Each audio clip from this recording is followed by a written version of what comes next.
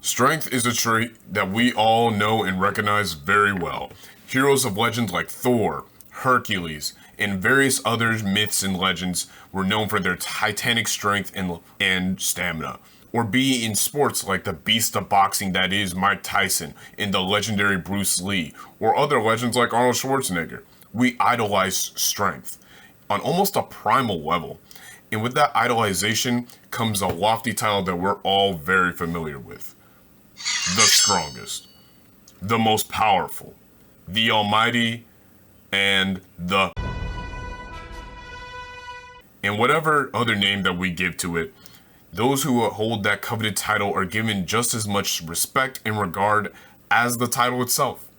This is no different in fiction. In fact, I could argue that it comes up way more in certain creative mediums like anime and American comics. In fact, if you have any idea what power scaling is, then you know that people get really damn interested into who is the strongest, comparing every little minute feat, statement, and whatever the story implies about said character to argue that my favorite character beats your favorite character. And while this can sometimes get toxic and overbearing, it just goes to show you how embedded this idea of strength is in the human psyche. And it's also a trope I personally find myself really drawn to. I'm a simple guy. I see a big, strong guy whooping ass or flexing on people, I get happy feelings inside. And in today's video, I'm going to be breaking down this strongest trope, going into its nuances and characters that I believe best embody the strongest title. If you're wondering who I am, I'm Matt the Creative, your local lunatic who spent hundreds of hours studying creative writing. And if you want help, look at the link down in the description to join the group of fellow creatives who are trying to become better writers. And without further ado, let's get into it. So breaking down the strongest at its simplest, it's the most physically most powerful person. And there are no shortage of those across stories. And there's even more people who are trying to go for the title. But what's the deal with strength? Why is it so coveted? And to that, I say we gotta look at a more untamed and wild version of humanity. A more primal version of ourselves. Go back like 10,000 years into the past, all the way into prehistory. Being strong wasn't no damn option like it is nowadays. Nowadays, niggas can come up with any and every excuse why they can't go to the gym. And they'll be doing some type of resistance training.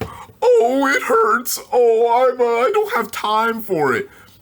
Nah, back then, the strong, capable, and healthy lived, and the bum, weak-ass losers died. Brutally. And those challenges of life were programmed us to always value strength.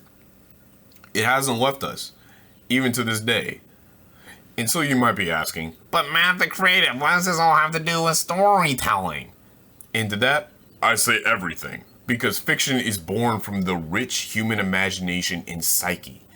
So it only makes sense that these same traits will follow into the stories that we tell ourselves as well. And who else describes the raw, primal form of strength than Yujiro Hama from the Baki series? For those who haven't seen or heard of Baki, it's a story about a man named Baki who goes on a journey to seek vengeance against his father for killing his mother. His father is known throughout the world as the strongest creature in the world. Not man, creature. Because he's way more of a monster than a man. And for those who know about Yujiro, what I'm about to say, it won't surprise you. You know that guy is an absolute fucking menace. For those that don't, as I said, Yujiro is more a monster than a man. The amount of crazy shit that nigga has done is actually just unreal. For one, he can straight up stop an earthquake with a punch, can both dodge and bask in lightning, and can see the weak point of anybody with just a look. He knows every martial arts technique known, and is a master of them all. He's so strong that other challengers in the world, other masters of martial arts, just think that he's just an unattainable goal.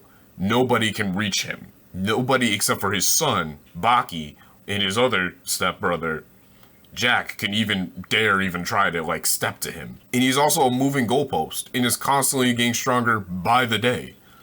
And if that wasn't enough, the story meat rides the shit out of him, saying that when this dude was born, every living creature went down a peg. Because he was that guy. He was him. He was the new strongest character. He is the strongest. And with that power, he is a complete and utter menace. And we get to see a silly but dark side of being the strongest. Yujiro has the whole world cowering before him. This man has a treaty with the US so that he doesn't attack them. Like, this man literally was able to roll up on like Barack Obama, because I think they actually put Barack Obama in the show because Baki is an insane show. They don't have any chill. But this man rolled up on the president in the White House and was like, I don't give a crap. He's done so much stuff, and I can't mention it all here. But, and lastly, like, this man has so much testosterone that he literally sees everybody in the world as a woman. Like, you literally can't make this shit up, man. And Yujiro shows us an important aspect of the strongest, and that's how people perceive him and his strength. When one is the strongest, a great deal of admiration and fear is directed towards that character, and it's often alienating. People can sometimes fail to see them as an actual person, instead of just another representation of their title, the strongest. In Jujutsu Kaisen's Satoru Gojo perfectly embodies this, as he is verbatim stated to be the strongest in the story, like, of all time. Like, all the time. Unlike the villain, Sukuna rears his head, Gojo just solos his entire story, like, no diff. In the story itself, constantly meat rods the hell out of him too. Other characters' achievements are always put next to his. Like, oh, this character did something that only Gojo could replicate. The man is a monster, and despite his good-natured and somewhat happy-go-lucky self, he's also the head of the powerful Satoru clan in the Jujutsu world, and he holds a great deal of sway in the political aspect of world. But here's the thing, being the strongest is almost a part of who he is regardless of how he feels.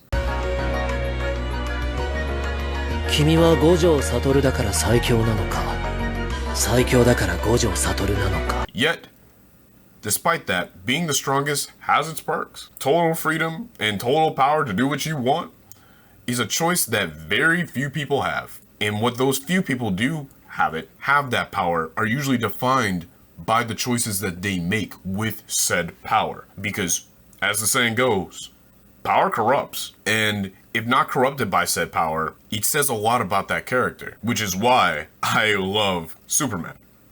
It's why I've considered him to be an incredibly compelling character, and he's one of my favorite characters of all time. Superman as a character is designed with this strongest concept in mind. Like, the man was literally based off of Jesus Christ. You know he's about to be busted as hell. And I could get toxic and power scale the Man of Steel, and he'll probably solo your favorite verse, your favorite story, low difficulty. I don't give a shit who they are. Superman solos. But his strength is only one aspect of what makes him shine. The other is how he uses said power. Because Superman is not corrupted in the face of said power, despite being a literal alien with godlike power, he stands as the pinnacle of human spirit and virtue. And he's always fighting for a better tomorrow, using his strength and power to uphold the good standard that all of us should strive to be for. Gas character. I love Superman. The strongest always have the ability to shape the world around them for better or for worse, allowing the decisions that these characters make to have such a heavy sway within their respective worlds. Like, just look at the Injustice games, for example. For those who don't know, Injustice is a DC game that takes place in a different universe, an Elseworld, where the Joker manages to pull his best stunt, breaking Superman. He makes Superman hallucinate that his pregnant wife Lois Lane is actually Doomsday. So he just goes off, doesn't hold back on her, and accidentally kills her. And then the cherry on top, the Joker nukes Metropolis. Superman then breaks. he kills the Joker and creates the regime and takes over the world alongside several other superheroes. One bad day was all it took to change Superman. That's it. Which I don't like because that goes completely against his character. And they had to warp half the damn characters in the story just to make the plot work. But whatever. It's Elseworld, and I don't even consider it to be canon. Whatever. So when creating a character who fits this mold, there are a couple of questions that you need to ask yourself. How do these characters use their strength to influence those around them? And how do the people around them perceive them? How are these characters affected by their title and the power that they have? And in what ways does it affect their outlooks on life? Do they become a hero who's dead set on helping people like Superman? Or do they become a tyrant who subjugates and enslaves everyone around them and believes in a dog-eats-dog world? And that is all I have for you today. If you want help with writing or just want a community of like-minded people to write with, join my community and like the video and tell me who your favorite strongest character is. And I'll see you in the next one. Keep writing, y'all.